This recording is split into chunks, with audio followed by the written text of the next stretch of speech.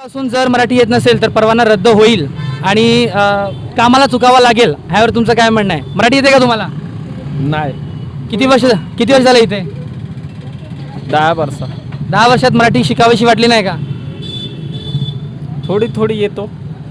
थोडी थोडी मराठी तुम्हाला येते, पण जर का तुमचा परवाना रद्द झाला तर अशा स्थितीमध्ये तुम्ही काय कराल?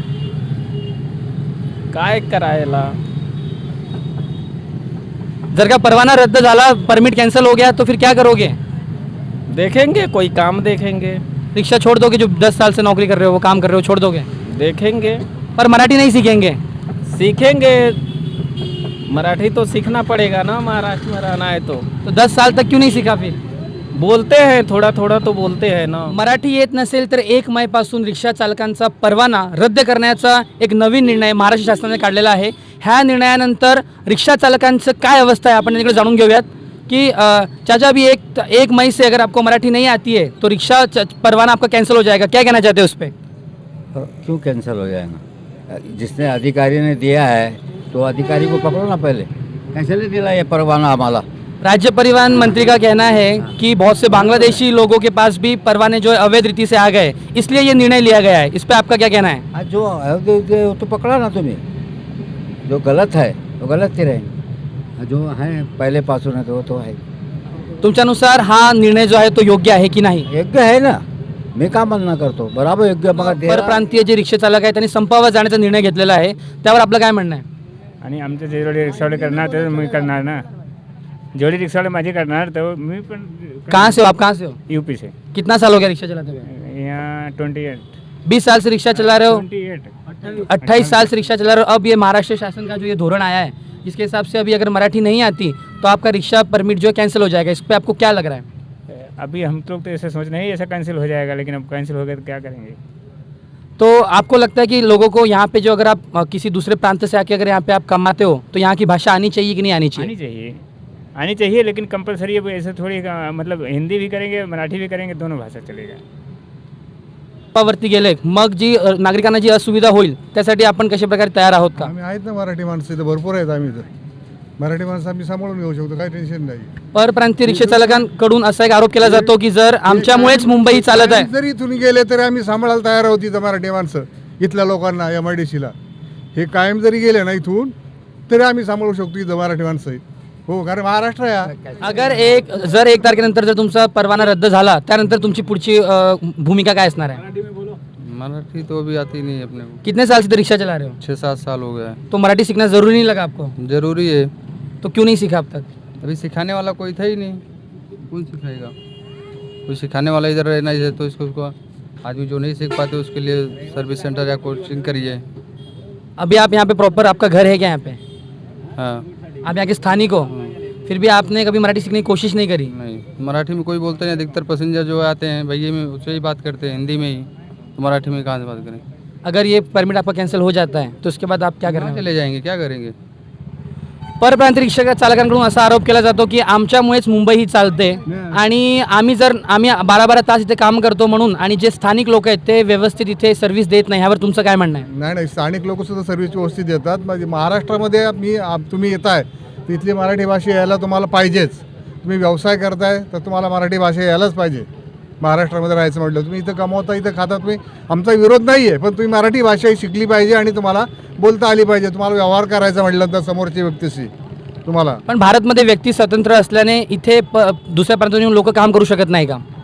करायला बंधन नाही ना, पण तुम्ही इथल्या मराठी भाषेला तुम्ही विरोध नाही करू शकत ना. तुम्ही मराठी शिकायलाच पाहिजे ना. इथं बंधन कुठे? तुम्ही ह्या देशामध्ये तुम्ही कुठे जाऊ शकता ना. तुम्ही हा नियम आहे, तसं काही नाही आहे. त्यांना विरोध नाही आहे, पण त्यांना मराठी भाषा आलीच पाहिजे आणि ती शिकायला पाहिजे त्यांनी. जर का 4 मे पासून संपावर गेल्यानंतर का आपली ही जी व्यवस्था आहे, रिक्षा ट्रान्सपोर्ट व्यवस्था ही ठप्प झाली तर आपली काय भूमिका असणार? नाही, ठप्प होणारच नाही, त्याला आमचा विरोध आहे. हो, आमचा विरोध असणार मराठी माणसाचा. पण ज्यांना आता खरोखर मराठी येत नाही पण त्यांना शिकायची इच्छा आहे, त्यांच्यासाठी शासनाने काय केलं पाहिजे का? तुमचं काय मत आहे? किंवा हो, शिकावं त्यांनी ना. मराठीचा शिकायला विरोध नाही ना त्यांना, मराठी शिकायला पाहिजे त्यांनी. 4 मे पासून जर जे परप्रांतीय रिक्षा चालक आहेत ते संपावर त्यांनी संप पुकारलेला आहे. ह्यावरून सर्वात जास्त बाधित होतील ते म्हणजे पॅसेंजर लोक. तर हा जो वाद जो आता सध्या महाराष्ट्रामध्ये पेटलेला आहे, मराठी वर्सेस हिंदी, किंवा ज्यांना मराठी येत नसेल त्यांचे परवाने रद्द होतील, ह्यावर तुम्हाला काय वाटतं? ह्याला सर्वात मोठा त्रास कोणाला होणार आहे? त्रास तर कोणाला नाही होणार आहे, पण सगळ्यांनी मराठी भाषा ही अनिवार्य आहे, योग्य आहे आणि आलीच पाहिजे. जर तुम्ही एवढी वर्ष जर परप्रांतीय महाराष्ट्रामध्ये येऊन नोकरी करतायत तर मग मराठी भाषा का नाही शिकावी? जर CBSE बोर्डमध्ये इतर भाषा पण शिकल्या जात आहेत, मग मराठी भाषा का? जर ही कर्मभूमी आहे तुमची, जन्मभूमी नाही आहे पण कर्मभूमी आहे, तर कर्मभूमीमध्ये मराठी ही भाषा शिकलीच पाहिजे. पण जर का हे सगळे संपावर गेले आणि रिक्षांची संख्या खूप कमी होणार, कारण नाही आहे यांना की संपावर जाण्याचं अधिकार पण नाही आहे त्यांना. मी तर असं म्हणते संपावर जाण्याचा त्यांना अधिकार पण नाही आहे. संप कशाला पाहिजे? आणि गेलं तरी काही मराठी माणूस काय एवढा नाही आहे की त्यांना नाही कॅपेबल नाही आहेत मराठी, करतील का मग? आणि आजकालची पिढी मला नाही वाटत की मागे आहे, बिझनेसमध्ये पुढे आहे. हल्ली महाराष्ट्रामध्ये हा जो भाषेचा वाद पेटलेला आहे, ह्यावरती जर 1 मेपासून जर मराठी येत नसेल तर सक्तीचे त्यांचा परवाना रद्द करण्याचा निर्णय हा महाराष्ट्र शासनाने घेतलेला आहे. आणि त्याचंच प्रत्युत्तर म्हणून 4 मेपासून ज्यावेळी परप्रांतीय किंवा अमराठी काय ज्यांना मराठी भाषा बोलता येत नाही अशा लोकांनी एक संप पुकारलेला आहे आणि आम्ही मुंबई पूर्णपणे ठप करू असं आव्हान त्यांचं आहे. ह्यावर तुमची काय प्रतिक्रिया आहे? नाही, माझं मत आहे की आता ज्यांचं परमिट ज्यांना आहे दिलेलं पहिलं गव्हर्नमेंटने, त्यांचं परमिट तसंच ठेवा. फक्त जे रिक्षा चालक आहेत परमिटधारक त्यांनी आपलं मराठी समजून घ्यावं, कारण आता महाराष्ट्रात जर आपल्याला वावरायचं आहे तर थोडंफार मराठी येणं हे गरजेचं आहे माझ्या मते. तर त्यांनी मराठी शिकून घ्यावं आणि आपलं जे रोजीरोटी आहे ती कंटिन्यू चालू ठेवावी. बाकी त्यांच्यावर जे सक्ती केलेली आहे महाराष्ट्राच्या सरकारने ती बरोबरच आहे, कारण महाराष्ट्रामध्ये जर मराठी बोलणं यायलाच पाहिजे. गुजरातमध्ये आपण गेलो तर गुजरातची सक्ती असते, कर्नाटकला गेलो तर आपण कर्नाटकची सक्ती असते. तशी महाराष्ट्रात जर रिक्षा चालवायची असेल तर मराठी येणं गरजेचं आहे. पण त्यांचा परमिट कॅन्सल करणं हा याच्यावर उपाय नाही आहे. त्यांना मराठी बोलण्याला त्यांना शिकवावं, त्यांनी शिकावं, स्वतः त्यांनी आपला धंदा आहे ते शिकावं त्यांनी, ही माझी कळकळीची विनंती आहे. मी पण एक रिक्षा चालक आहे, माझं पण याच्यावरती स्पोर्ट आहे. पण त्यांचा परवाना कॅन्सल न करता त्या ज्या रिक्षा चालकांनी रिक्षा परमिटधारकांनी आपली मराठी भाषा ही अवलंबून घ्यावी आणि जे नोकरी करतात आणि त्यांनी रिक्षा चालवतात त्यांच्यावर सरकारने ऑब्जेक्शन घेतलं पाहिजे. कारण गव्हर्नमेंट सर्वंट असतात किंवा जे टाटामध्ये आहेत किंवा अजून मोठमोठ्या कंपन्यांमध्ये आहेत ज्यांना 60,000, 65,000, 80,000 असं पगार आहे, त्यांच्या प्रत्येक कंपन्यांच्या गेटवर 10-10 रिक्षा उभ्या असतात आणि ते काय करतात, सुटल्यावर मग आपल्या रिक्षा चालवतात. त्यांच्यावर गव्हर्नमेंटने बंदी आणली पाहिजे. पण हे जे आता पहिल्यापासून जे आपले पोट भरण्यासाठी आलेले आहेत त्यांचा परमिट कॅन्सल न करता त्यांना मराठीची सक्ती करावी आणि मराठी शिकून घ्यावं त्यांनी. आपले जे परिवहन मंत्री आहेत प्रताप सरनाईक, ह्यांचा एक असा पक्ष आहे की 14 लाखपेक्षा अधिक परवाने आता अद्याप रिक्षावाल्यांना दिलेले आहेत. त्यामध्ये बरेच बांगलादेशी लोकांना सुद्धा हे इलिगलपणे त्यांना परवाने देण्यात आलेले आहे. म्हणून आपण ही जी सक्तीची जी परवाने रद्द करणार आहोत ही भूमिका सरकारने घेतलेली आहे. मग जी बांगलादेशींना परवानगी मिळण्यासाठी ह्याच्यामध्ये प्रशासनाचा किती हात आहे किंवा काय भाग आहे असं तुम्हाला काय म्हणणं याच्यावरती? नाही, याच्यामध्ये प्रशासनाने पहिले देतानाच त्यांनी बरोबर चौकशी करून दिलं पाहिजे होतं.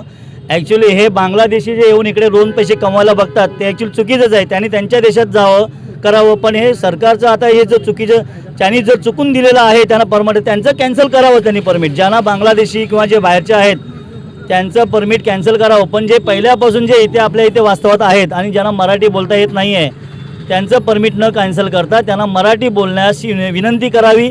आणि जर एवढी विनंती करूनसुद्धा ते जर ऐकत नाही आहेत तर मग त्यांचा परमिट काहीतरी विचार करावा त्यांच्यावरील. पण माझी अशी विनंती आहे की जे पहिल्यापासून आता आपल्या वडिलांच्या अगोदरपासून जे इकडे आलेले आहेत आणि जे रिक्षा चालवतात पोट भरतात ते त्यांनी मराठी आपलं शिकून घ्यावं. महाराष्ट्रामध्ये मराठी बोलणं गरजेचं आहे. म्हणजे प्रशासनाने हा जो निर्णय घेतला आहे तो अगदी टोकाचा पाऊल घेतलेला आहे आणि प्रशासनाने एक कोणतरी मधला मार्ग काढावा असं तुमचं एकंदरीत म्हणणं आहे? बरोबर आहे. हेच माझं म्हणणं आहे की कुठला तरी मधला मार्ग काढून जेणेकरून यांच्या पोटापाण्याचा सोय पण झाली पाहिजे, त्यांचा विचार केला पाहिजे आणि परमिट कॅन्सल न करता त्यांना मराठी बोला हे सांगून त्यांचं परमिट कॅन्सल करू नये माझ्या मते. एकंदरीत इथे जेव्हा आम्ही एक मत लोकांचं घेतलं तेव्हा आम्हाला कळलं की त्यांचं म्हणणं आहे की मराठी शिकण्यासारखा माहोल इथे नाहीत. आम्हाला आमच्याशी पॅसेंजर देखील हिंदीमध्ये बोलतात. आपण मग हा जो एक गॅप आहे तो आपल्याला कसं कमी करता येईल? कारण की आपण आता महाराष्ट्रामध्ये सध्या परिस्थिती बघतो, हे मराठी शाळा हळूहळू बंद होत चाललेल्या आहेत. मग लोकांना मराठी भाषा ही कसं आपण याच्या मनात रुजवणार आहोत? आता मराठी माणसाने आपण स्वतः मराठी आहोत हे दाखवून देण्यासाठी काही जरूरत नाही. आपण स्वतः पहिले मराठी बोललं पाहिजे. नंतर जर त्याला मराठी समजत नाही आहे तर बाबा ठीक आहे पैसा दे दो ए ले लो, पण पहिले आपली सुरुवात जी आहे ती आपल्या मायबोलीनेच करायला पाहिजे. आणि जर नाहीच आता जसा देश तसा वेच करावा लागतो, कारण आता आपल्या ह्या इंडस्ट्रीमध्ये बघावं तर जवळजवळ 80% अमराठी आहेत आणि आम्ही अमराठी म्हणजे मराठी असूनसुद्धा त्यांच्या ह्याच्यामध्ये आम्हाला रोजंदारी करावी लागते. तर रिक्षामध्ये बसणारे सर्व मराठी नसतात, कोणी बाहेरचा असतो, कोणी इथला असतो, कोण असतो. म्हणून आम्हाला पहिली तर सुरुवात आम्हाला मराठीपासून बोललं पाहिजे. मग त्यांना नाही समजत आहे तर मग हिंदीमधून बोलून, आपली हिंदू ही राष्ट्रभाषा आहे, राष्ट्रभाषा आपण वापरू शकतो, असं काही नाही. आणि मराठी जी शक्ती आहे ती पण आपल्या महाराष्ट्रात राहून आपल्याला ती बरोबरच आहे. मराठी हे बोलणं जरुरी आहे, पण ज्यांना येत नाही आहे त्यांनी शिकून घ्यावं, पण त्यांचा परवाना कॅन्सल करावा हा त्याच्यावर तोडगा नाही आहे. हल्ली जो महाराष्ट्रामध्ये रिक्षा परवानाला घेऊन जो वाद सुरू आहे, त्या वादाच्या अंतर्गतच माझ्यासोबत आज एक असे रिक्षा ड्रायव्हर आहेत जे खरं तर मूळचे नेपाळचे आहेत, पण त्यांची ह्याच्यावरती काय भूमिका आहेत? आपको मराठी आता है क्या? हो, मला मराठी पूर्ण येते, बोलता येते, वाचता येते, लिहिता येते पूर्ण. काय अजून मी या महाराष्ट्रामध्ये एवढ्या वर्षापासून आहे, अजून मी मराठी शिकलो. अजून आमच्या घरचे लोक सगळेजण मराठीत बोलतात. हे असं आहे. अजून एवढं महाराष्ट्रामध्ये जेवढे बी आहेत आता ते लोकांनी कुठलेही समाजाचे आहेत त्यांनी मराठी शिकायला आपण आवश्यक बघतो की आहे. काही परप्रांतीय जे 20-20, 30-30 वर्ष इथे राहतात तरी देखील ते मराठी शिकण्याचा प्रयत्न देखील करत नाही. मग ह्यावरती सरकारने जी भूमिका घेतलेली आहे ते तुम्ही योग्य वाटते की काय तुमचं म्हणणं आहे याच्यावरती? ते तर योग्य आहे, कारण आपण महाराष्ट्रामध्ये लहानपणापासून शिकतो, आपण तिथे राहतो, खायला प्यायला आपण आपल्या पोरांना ही करतो, तिथे कमवतो आहे आपण लहानपणापासून, पहिले इतका वर्षापासून कमवतो आपण. म्हणजे एक भूमिका अशी आहे जे स्वतः परप्रांतीय असून देखील त्यांनी मराठीचा बाणा हा स्वीकारलेला आहे आणि त्यांचं म्हणणं असं आहे की महाराष्ट्रात जर आपण पोट भरत आहोत तर इकडची भाषा येणं ही खूप गरजेचं आहे आणि सरकारच्या ह्या निर्णयाला एक प्रकारे त्यांचा पूर्णपणे हे धोरण आता ग्राउंडवरती अंमलबजावणी होणार की फक्त कागदपत्री राहणार हे आता आपल्याला पाहायचं आहे. धन्यवाद.